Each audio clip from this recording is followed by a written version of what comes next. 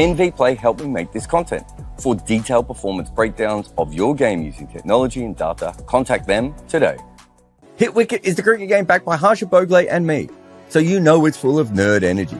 This strategic cricket game isn't just about frantic tapping. You make decisions based on how cricket actually works. You've got to set a batter up, right? And you can't hit a six from the first ball. Hit Wicket knows all that, and they made a game that makes it work with a few gaming twists in there as well. So play, build, and manage your team, because you are the batter, the bowler, the coach, the selector. I mean, you're basically everything in this game, right?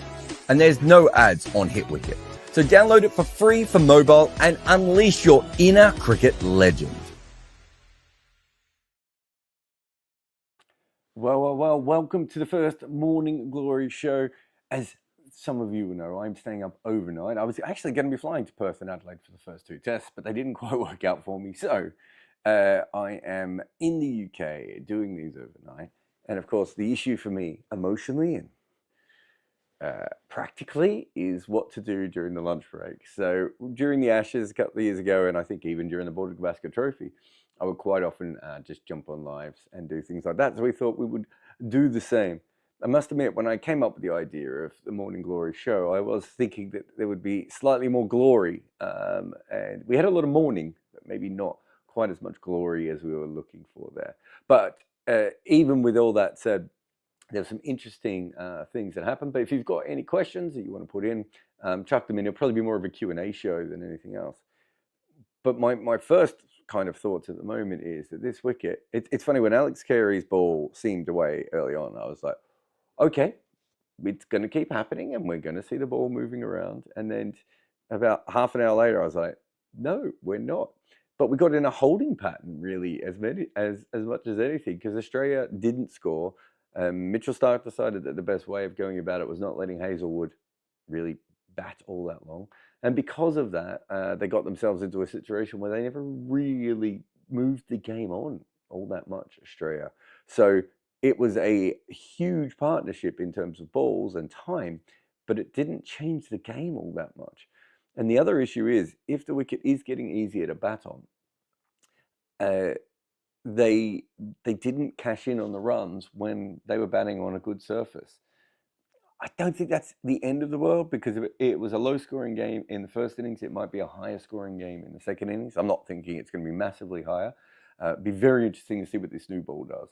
But I've always had a theory that you kind of trust what happens with the tail. If the tail starts to bat well, and there's no obvious signs that the wicket is still playing up, that usually should follow on for the batting side, so that India should have a bit of an advantage here when they go out and bat as well. So we'll see if that plays out and how it plays out and everything else. But right at the moment, there's no doubt that it just looks to have evened off a little bit. Brand new ball could change that. So Australia might get a little bit more seam movement. But from what we just watched there, it certainly felt like something had changed in that surface, and the seam movement of yesterday had disappeared. But let's get to some questions. I can see there's heaps of people in the comments already, and so we'll try and get quite a few. I think, helps if I press the right one. There we go. So you take me away from my normal setup. I don't have my screens in front of me. I'm losing the plot. But yeah, just recording downstairs because that's where I'm watching the cricket, and also because I don't think my family want me at 4:30 a.m. to suddenly do a live stream from next to their bedrooms. Samba says, did Stark's innings show the pitch was potentially easing up? Yeah, I think, I've already mentioned that quite a bit as well. But yes, for me, there was no doubt that we saw that, and we saw in the ease in which he batted, I think, is probably the best way of looking at it. But I was also looking for seam movement or anything else. So with more for me, it's about the lack of seam movement than the confidence that Stark had. But those two things certainly played together. Sports Box says, what's a good target for Australia to achieve? To achieve? Any target's a good target for Australia to achieve. The game has changed quite dramatically, hasn't it? So or I should say the pitch has changed quite dramatically at the moment. So suddenly India has to bat very well, which, if the pitch stays like that and they bat normally, you would hope that they would be in a position to do. So it now looks like something like 250 is probably where India want to be in front. So that's 200. If they get to 300 in front, that's still a big chase, I think, on the surface. We don't know if it's going to crack up. It doesn't look like it. If it's completely changed and the curator's played a blinder and he's basically inverted this wicket, then all bets are off because we have no idea what's going to happen. India could score 300. 350 chase is maybe, not that different as well. Vashnath says, why isn't TalkSport covering this? We would like you to cover this. I am covering this. I'm right here, right now. TalkSport doesn't have the rights to Australian cricket. That's why they're not covering. So they're, not legally allowed to.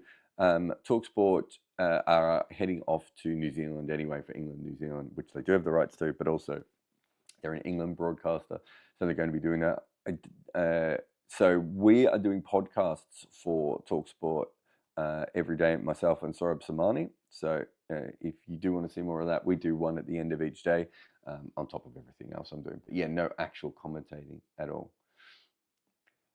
I thought someone would ask this. CFC says, Aussie should have taken more of the singles on offer during the last wicket stand. Yeah, I think the way they started was fine.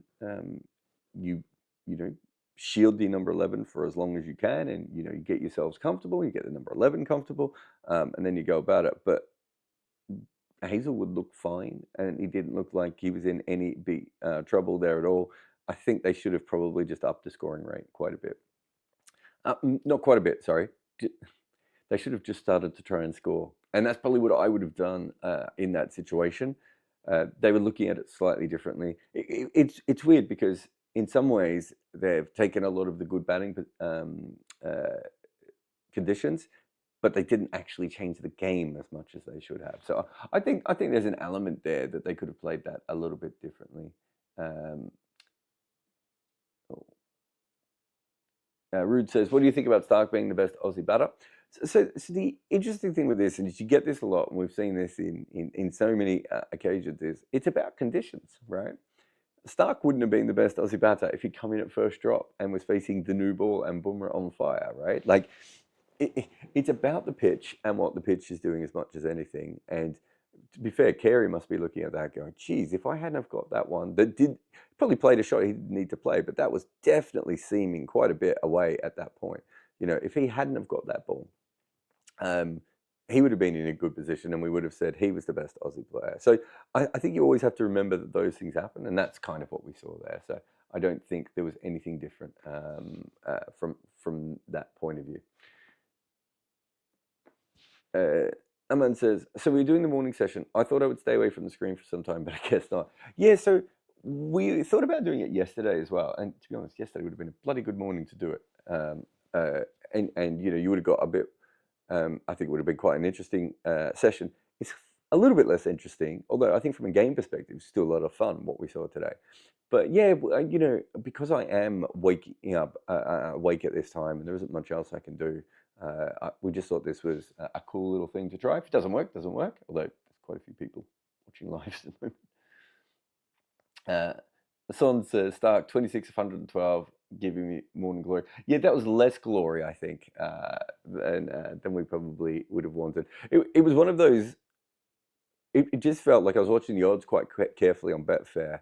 And I think India got down to about 1.77, but they never got above about 2.04.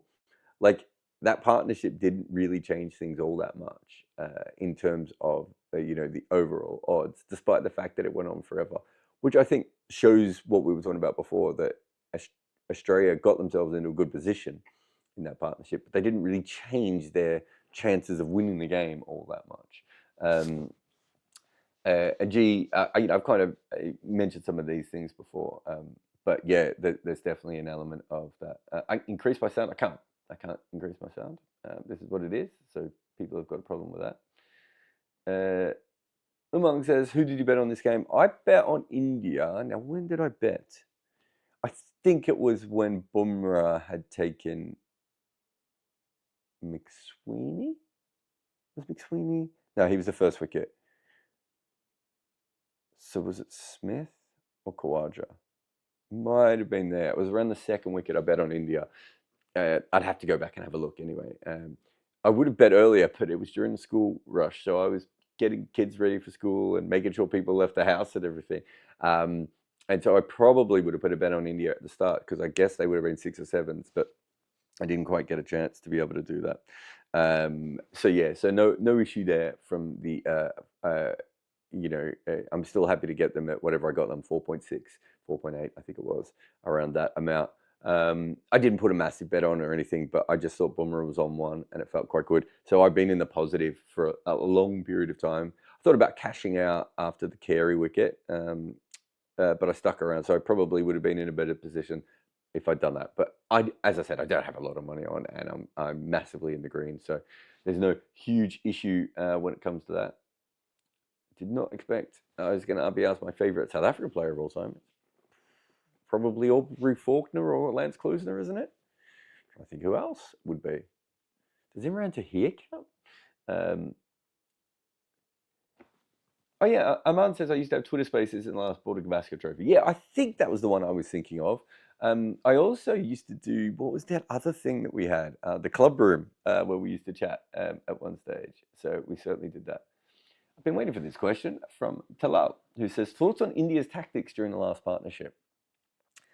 I thought they were just a bit slow to change bowlers in that first hour, where I just think you give, I know Stark and Bat, but you just give someone like that different looks and different ideas. I would have probably just cycled through my seamers a little bit quicker. And also, I thought probably once you get to about, I might have done it 10 minutes after drinks, I would have brought the off spinner on just because there's 2 left-handers out there. I think with Stark, he's going to play shots occasionally as well. He didn't. But I think I would have brought him on a little bit earlier and tried to do that. Maybe even brought deep mid wicket up and just be like, if you want a slog sweep on a bouncy wicket against the off spinner, we'll give you a boundary. The other thing that they bowled short, so I don't want to say they didn't bowl short. I just don't know why they just didn't bowl a good couple of spells just consistently short, like as in the sort of stuff that we would see a team like England do, right? Where they would just bowl nothing but short balls. If Stark wants to make all of his runs from bounces, and even with Hazelwood, I felt at times there was a lot of full balls and a lot of length balls to him on what was a flattening pitch. So, I mean, I don't think they played it perfectly, India, but you're always in a weird situation when the other opposition's not taking it away from you. You're not being pushed, right? You're not being pushed into that moment. And so you end up just going, wow, they're not getting away. So do we really have to do anything that crazy? And I think in that particular case, that's maybe something else that we saw, right? They weren't getting pushed to do anything. So they were like, well, it's not going away. So yeah, you certainly get that. This is a good question, actually, from Sega. When a bowler takes up a ball with him after taking a 5-foot, do umpires feel the loss of a good used ball they could use later? So that box of used balls that we see are generally not test balls. Test balls are usually collector's items and sold and given to players and all sorts of things. Most of that box of balls you will see is generally first-class balls. They are, think of the amount of first-class games that have been played, usually in the same venue, but obviously that's not always the case in Test cricket. But, you see those sorts of things. And so they keep those balls around. So, no, international ball. I'm not saying there aren't international balls in those boxes, because there are sometimes as well. But a lot of those international balls don't actually,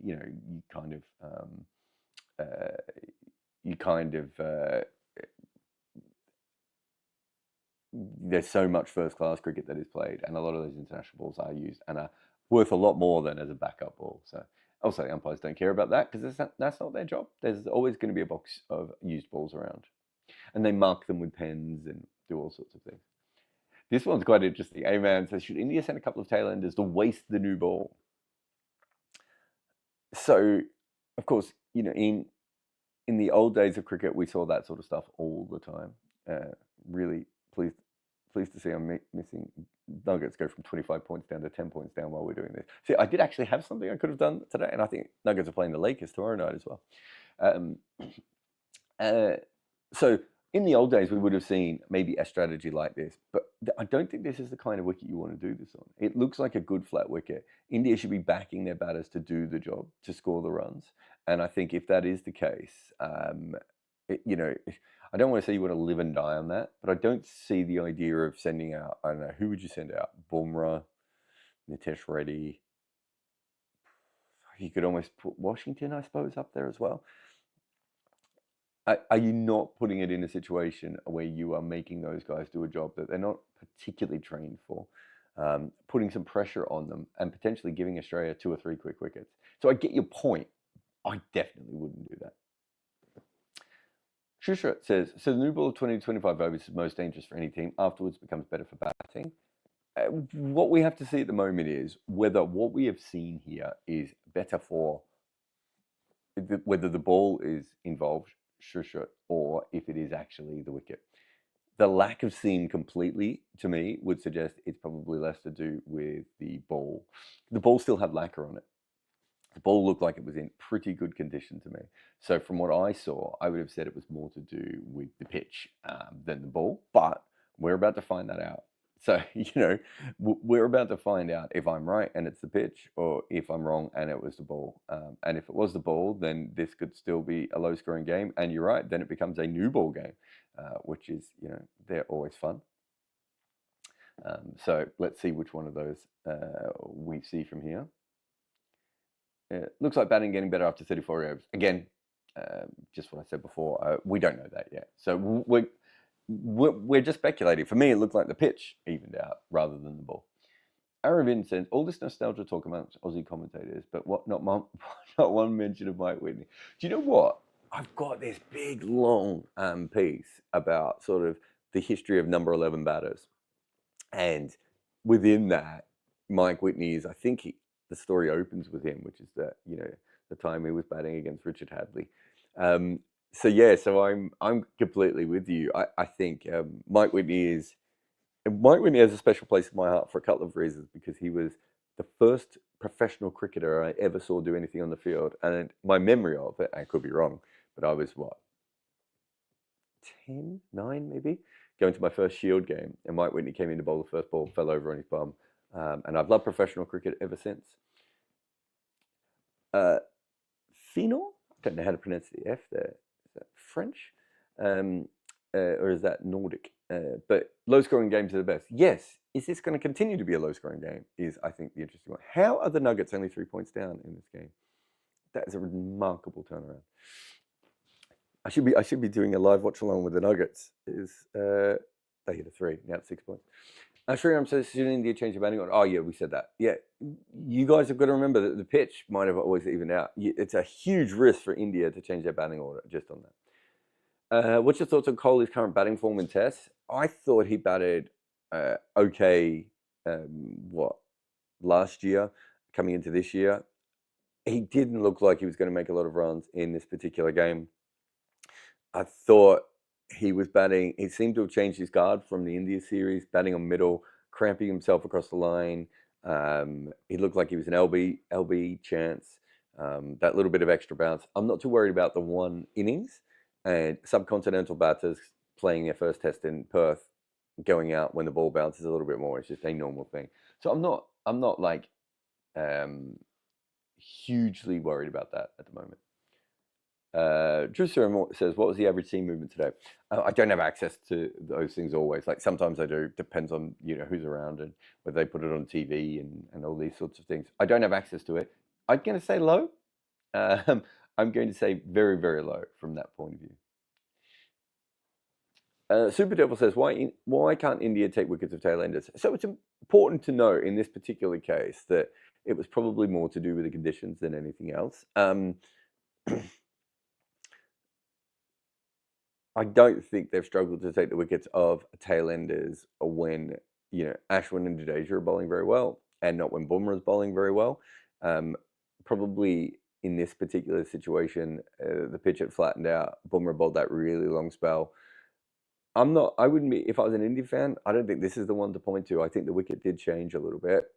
Perhaps, as some other people have said, the ball got older as well. And then the next thing that I would probably suggest is that India, this wasn't that sort of tail end thing where the game got completely out of control. So it's probably not the same sorts of things. Vashnant says, is the lead sufficient for India? No, unless this remains a really low scoring game. And at the moment, I'm not betting on that, if we're being honest. I think at the moment, I'm feeling it's probably less to do with being a low-scoring game than anything else. So no, I don't think I'm massively on the side of the low-scoring game based on what we've just seen.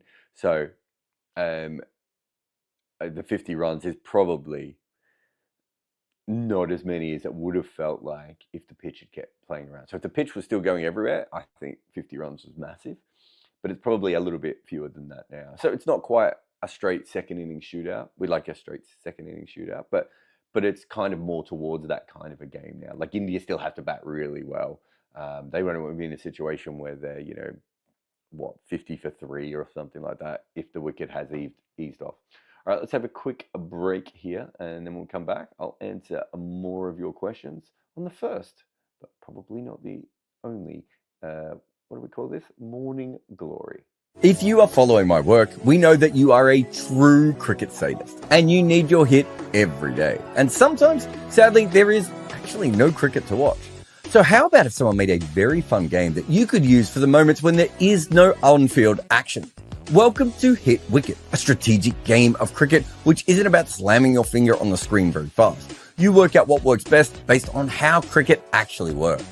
Dot balls lead to wickets, 1s and 2s to 4s and 6s. So there is no way you can bowl a great Yorker every ball or smash 3 6s at the beginning of your innings. This is proper cricket, yet it still has some gaming powers in there as well. Hit Wicket is about playing, but also building and managing your team. You are the batter, bowler, owner, coach, and captain. It's your dream. No ads, just cricket. So download Hit Wicket today, because this is a cricket game made for you and supported by major cricket nerds. If you have a passion for sports and aspire to work in the industry, I invite you to explore my course, Fans with Laptops. This program is designed to equip you with the knowledge and skills necessary to excel in sports journalism. Fans with Laptops is a test match course tailored to the digestible T20 world. Embrace your nerdish obsession for sports and unlock your potential by enrolling in Fans with Laptops. All right, I've got a couple of super chats as well. Aniket says, top order struggling, tails wagging, why this trend? This is all to do with the Kookaburra balls, really. In most of the world, India is obviously slightly different, but in most of the world, what you're seeing is that the reinforced seam is going to take a lot of early wickets. So you're going to see top order players struggling a little bit more, and you're going to see the tail and the lower order come in and bat a lot better further down. And then people will say things like, oh, Mitchell Starc's Australia's best batter and everything else. So you should see players around maybe 6, 7, 8, if they can hold a bat, doing quite well, with a lot of top orders that aren't doing as well. So if you look at say Bangladesh is a good version of that. I'm trying to think of another team off the top of my head that has had a pattern of that recently. I suppose Australia is another one. They're more, no, I suppose they're 6, 7, 8 as well. So we're seeing a few teams coming through with that, and it's just that facing the new ball is so tough. And while it's nipping around and everything and it's staying hard, it's completely different. So that's what we're seeing, Aniket, and that's what you're seeing at the moment. This might change.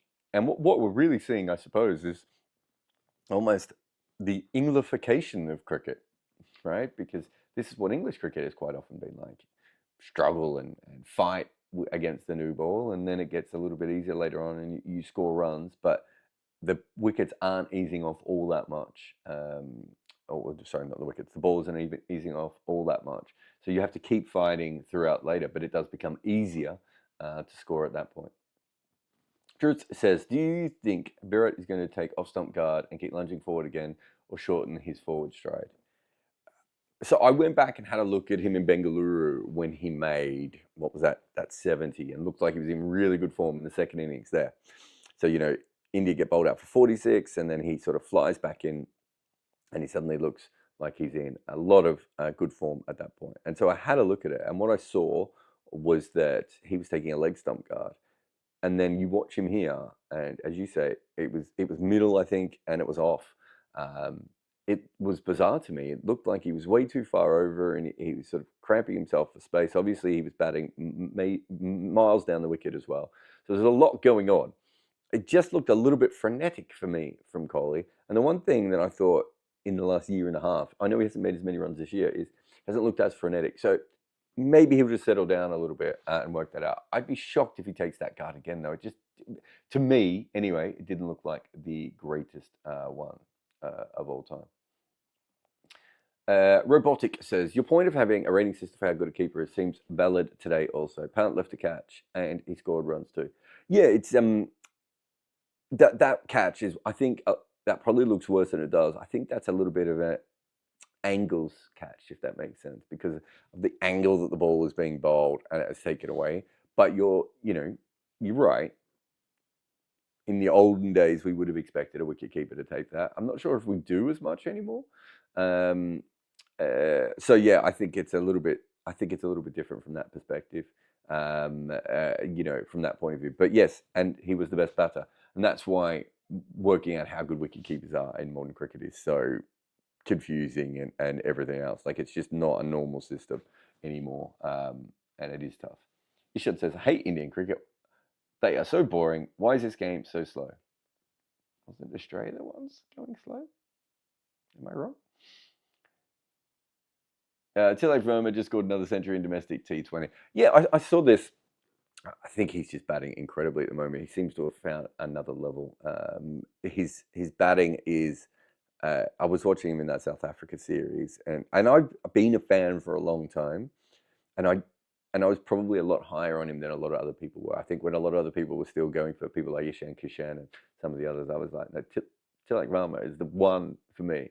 But he's gone well beyond my expectations. I'm really interested to see how he develops over the next little while now, and what we see next from him. Which Indian batters do you think will score the most runs this series? I probably would have Rishabh Pant.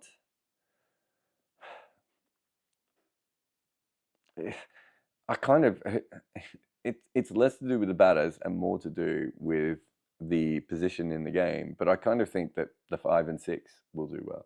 So Rishabh Pant and whoever bats number 6 consistently would be where I would think the most runs are coming from. I still think Shubman Gill, if he can come back, is an interesting prospect on this. Jaiswal, I really worry about the ball outside off stump. Rohit will obviously come back. Virat just needs to feel comfortable again. So there's a few different changes there, but Rishabh looked really good to me. I thought KRL looked really good as well. So if he moves back to number 6, I'd be interested to see how he goes there. Harshit Rana, will he be an asset all format? Yes. I mean, I think, look at the percentage of, I don't have the scorecard in front of me, do I? Yeah, look at the percentage of runs with Harshit Rana. So he's bowled 15 overs. So what's that? Just under a third of the overs. And he's gone for about half the runs, right? So Bumrah's gone at 1.66 and over, Siraj at 1.53, and he's gone at 3.13. So he's gone at 3.13 in what is a very low scoring game. That's the interesting thing for me at the moment. Obviously he can bowl. Obviously he has a lot of skills. There's no issues with the way he's playing or anything else. Like, he's a test quality bowler. How he fits in, I don't know. But yeah, I really like the aggression. I like the way he went at things. I thought he bowled really well. So I'm interested to see how he goes, coming up as well. Where are we here? Sundar at 3, Petticoat drop, second test onwards. I don't think you want Washington Sundar at 3 against Josh Hazlewood or anything else. I'm not sure what that buys India, unless it buys them an extra bowler. Like, I'm not sure the main advantage that gets them. I'm not massively against it. Like, as in, I can kind of see how it could work. But yeah, it's not for me. Shreyas, have we got one from Shreyas here? He's given the super chat, but I can't see the actual chat. But if he gets one in, I'm sure I'll be able to do it. Where are we? Manish says, can Jaiswal perform against Stark and Hazlewood? Yes, my issue isn't the bowlers with him at the moment. My issue is almost completely in how much he struggles when the ball is outside off stump. So outside of Asia, he averages 20 when the ball is outside off stump. Like, it just, that can't continue. He will work out a method, but at the moment, it doesn't look like he's massively ready to be able to do that. Bobab says, who do you think is going to break out on this trip? Jarrell, Rana, Reddy. Ooh, I just thought Jarrell looked so good in the first innings. I'm probably tempted to go with him. I didn't test Reddy didn't bat that poorly either. I'm not sure his bowling is quite, his bowling. I'm almost more interested in him bowling in South Africa, in New Zealand, and England. Although I think he would have done okay if they brought him on earlier, a bit like what Australia did with Mitch Marsh. But India probably didn't think they needed to do that at that stage. So yeah, I'd probably go Jarrell. I'm just a huge fan of Jarrell. Anyway, the players are coming out into the middle. Thank you to everyone for coming on. We've done this on the main channel today. We'll probably only do it on the Good Areas live channel from here on in. So if you are around for that, please come over and we'll do it from there. And Tanket says, have Australia's opening bowlers tired out already? Probably from batting though, not from bowling. I think they're fine as far as bowling. Pretty easy one.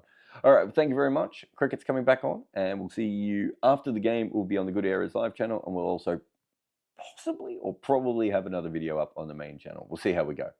I have a book out with Abhishek Mukherjee, and it is called Overthrowing Cricket's Empire. And it's about the stories of how each team beat England for the first time.